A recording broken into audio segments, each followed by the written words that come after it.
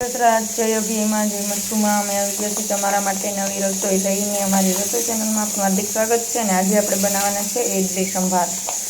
સંભાર બનાવવા માટે આપણે લઈ લીધું છે ખીરું તૈયાર અચાનક આપણે બનાવવાનું છે એટલે ખીરું તૈયાર લીધું છે ને ત્યારે આપણે ઘરે પણ બની જાય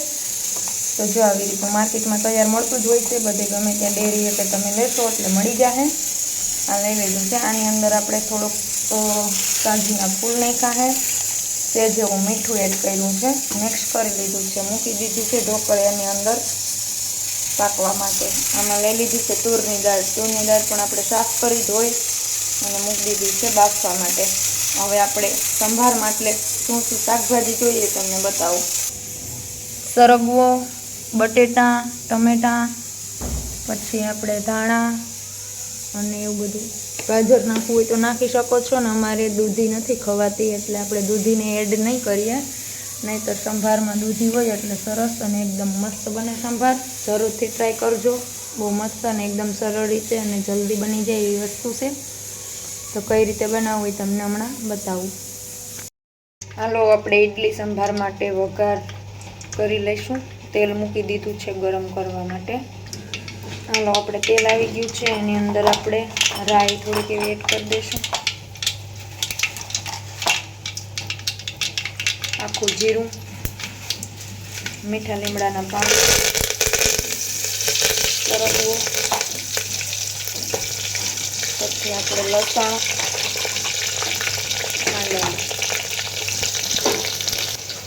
ઝીણી સમારેલી ડુંગળી મરચું અને ટમેટું આની અંદર એડ કરી દઈશું હવે આપણે ડુંગળી ટમેટું સેજ ઉરેવા દઈશું અને હવે આપણે એમાં સ્વાદ અનુસાર મીઠું એડ કરશું સેજ હળદર પાવડર સ્વાદ અનુસાર મીઠું 1 ચમચી આપણે ખાંડ એડ કરશું પછી આપણે લાલ મરચું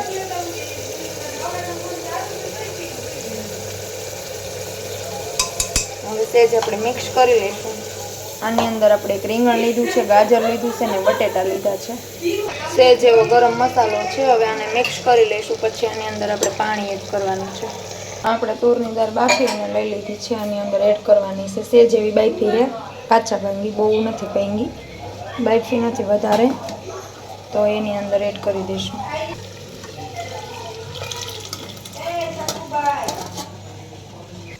જો આપણે ઇડલી બનીને થઈ ગઈ છે રેડી એ જ રીતના આપણે બધા ગાણવા બનાવવાના છે તો બનાવી લઈશું જો આમાં ખીરું લઈ લઈશું મિત્રો ઇડલી સંભાર થઈ ગયા છે મસ્ત મજાના તૈયાર તમે જોઈ શકો છો જો જોતા જ મન થઈ જાય છે ને ખાવાનું આપણે સંભાર બની અને થઈ ગયો છે રેડી